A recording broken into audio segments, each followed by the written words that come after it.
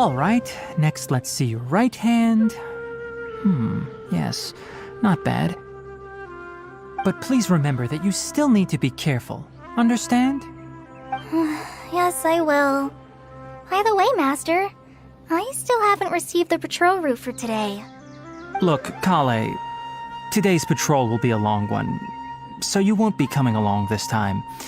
Besides, there's a chance we may encounter... well, you understand.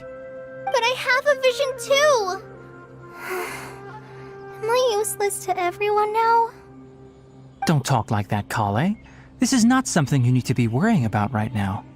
Ah, there you are. Feeling any better? Yeah, since we'll be staying here for now, we thought we might as well try lending a hand around here. Seems you're not the type to sit back and take it easy for a while, huh? In that case, perhaps Collei could take you two for a patrol south of Gandharvaville for the day. And if you're feeling up to it, you can be responsible for cleaning the Statue of the Seven. Tighnari, we're ready to head out. Roger, I'll be right there. All right, we'll be heading into the forest now. I'll leave any further details to Collei.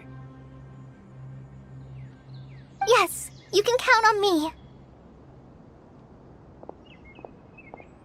So, Collei, what exactly are we going to be doing today? Tighnari mentioned cleaning the statue just now, but, that doesn't really sound like the job for a ranger. Well, a forest ranger's responsibilities can be pretty diverse. They handle a variety of tasks, like checking the condition of outlying roads, maintaining forest facilities, ensuring fire prevention standards are met, and providing assistance to travelers and locals. As for Master, well, he has to handle more dangerous areas of the rainforest. Today we can perform routine checks on the pathway lamps as we make our way to the Statue of the Seven. The Statue of the Seven is up on top of that large rock formation. You must have seen it when you came down this road before. It's pretty high up there, isn't it? Don't worry. If you're afraid you can't make it up there, I'm sure Master wouldn't mind if you don't clean the statue. Oh? I guess I'll leave it up to you then. There's not much footing once you reach the statue, so be careful up there. Paimon will fly up with you and help you with those hard-to-reach areas. By the way, Collei, do you know anything about the Dendro Archon? You know, what's she like? That depends. Are you referring to Greater Lord Rukkhadevata or Lesser Lord Kusanali? Huh? Greater Lord Rukkhadevata? Oh, is that the name of the former Dendro Archon? Uh-huh. Greater Lord Rukkhadevata was Sumeru's first Dendro Archon. She created the rainforest as well as the wall of Samiel around the desert. Her works provided a means of peaceful living for everyone. To the people of Sumeru, she's not only a symbol of wisdom, but also of power and kindness. Unfortunately, she disappeared in a great calamity that occurred a few hundred years ago. According to what Master has told me, the sages later found the newly born Dendro Archon and whisked her back to Sumeru. To celebrate the reinstatement of their lost deity, the sages dubbed her Lesser Lord Kusanali and let her reside in the sanctuary of Siristana. Uh-huh. Then what happened? Well, and then... I'm not too sure what happened, to be honest. Huh? You're not too sure? But aren't you from Sumeru? Yeah, I'm from Sumeru. But... Maybe it's difficult to discuss this topic with strangers. If that's the case, then don't worry, we understand. No, it's not that. I'm not trying to hide something from you. Besides, I don't consider you two strangers. Anyway, you two know Amber, right? Wait, Amber? You mean... Yes, that's her. I once lived in Mondstadt for a while, and she helped me a lot during that time. You could even say that she helped me become a new person. There's no one like Amber. She lives life to the fullest while always adhering to her strong sense of justice. She's ready to answer the call for action at any moment, but is also very understanding of others. She's like the spark that lights the fire in everyone's heart around her. If you ask me, she's a prime example of a true outrider. She's the first person anyone coming to Mondstadt will meet. You can't help but be enthralled by her charm and enthusiasm, causing you to fall in love with the lands of Mondstadt and...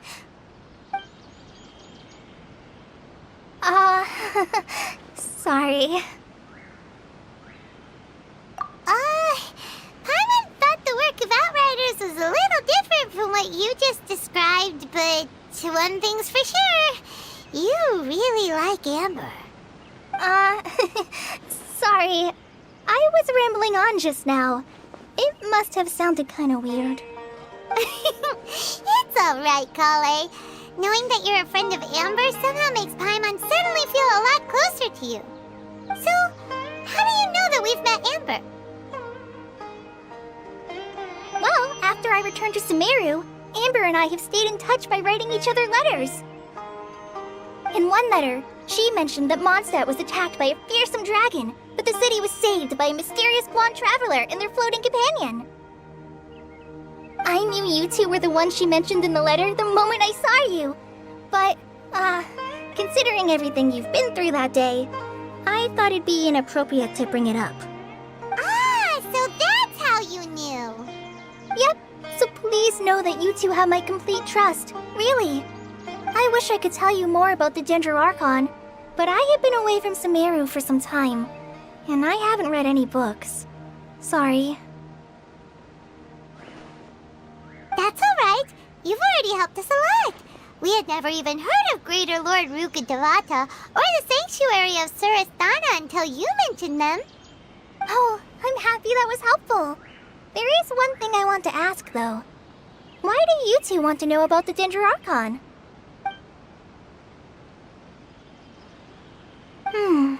So that's why you're here. Thank you for telling me your story. Don't mention it. We are friends after all, right? Alright, we have a statue to clean. You both have my thanks. While you two are up there cleaning, I'll go ahead and inspect the forest canopy. Let's meet back here shortly. Huh. Now that Paimon looks at it, the deity that's carved on the statue is kinda small. Do you think she's supposed to be Greater Lord Rukkhadevata or Lesser Lord Kusanali? The name does seem to fit the statue somehow. Well, anyway, we'll have to figure that out later. Let's get started on cleaning the statue. Paimon will fly up and take care of the top, and you clean everything below.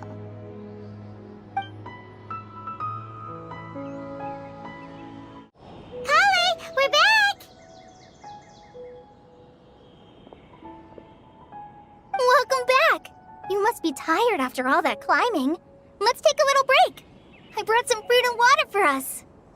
Yay! Food! What kind of goodies did you bring?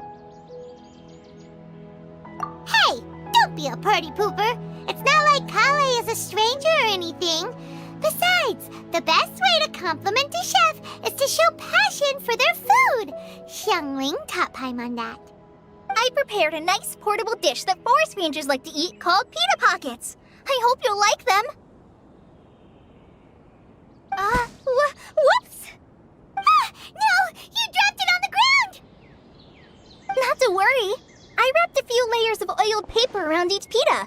They should be fine. Oh, whew. Paimon nearly had a heart attack there.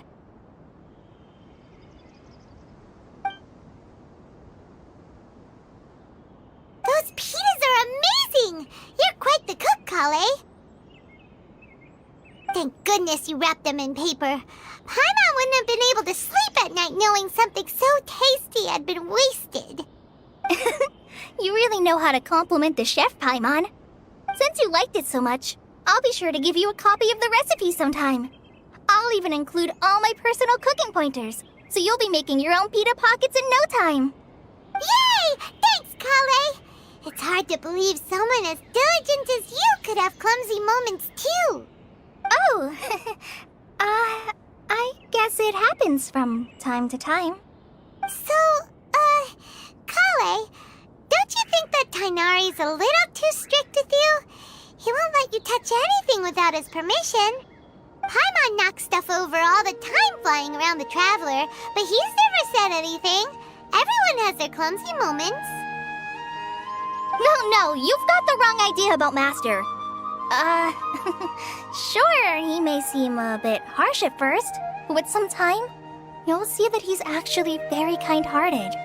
I've heard the veteran rangers say that Master is from some ancient and mysterious race that is known for their cunning wit and reclusive nature. Oh, by the way, you've heard of the Academia, right? Well, there's a group called,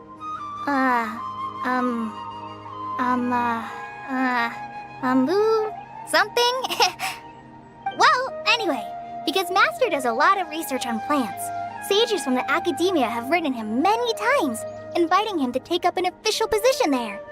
But Master declines their offers every time, saying, Sumeru City is too noisy. It'd be bad for my ears. I know, right? I've always wanted to pet them too. Anyway, Master could have easily left the rainforest to take up a position at the Academia, but he chose to stay here instead as a forest watcher, helping the locals every day and passing on his knowledge to trainees.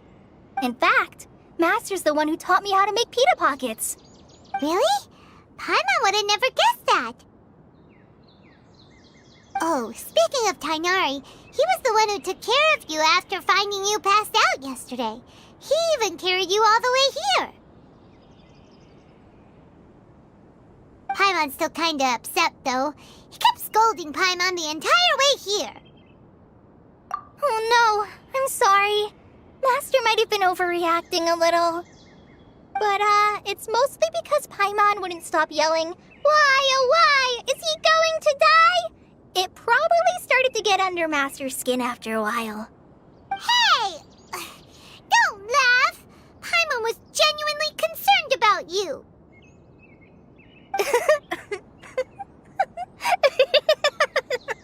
Hey! Now even collei started to laugh. Ugh, that's it! Paimon won't forget this! It's time for some primordial wrath!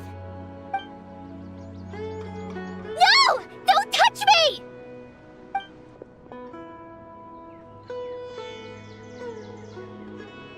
Oh, sorry, collei. Paimon didn't mean to scare you. No, I just... I didn't mean that. Collei, are you okay? What's the matter? No, I'm fine. I'm sorry. I must have startled you both reacting like that. Oh, well, it's getting late now. Let's hurry back to Gandharvaville. I think Master and the others should be back by now, too. Huh?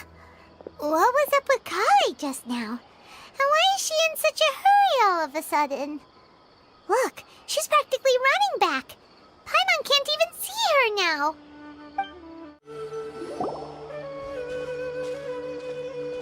Ah, Traveler, you've returned. Yep, we're back. Have you seen collei by any chance? Oh, collei? Yes, I saw her go into her room just a moment ago. Oh, okay. Guess we'll just have to wait and talk to her tomorrow then.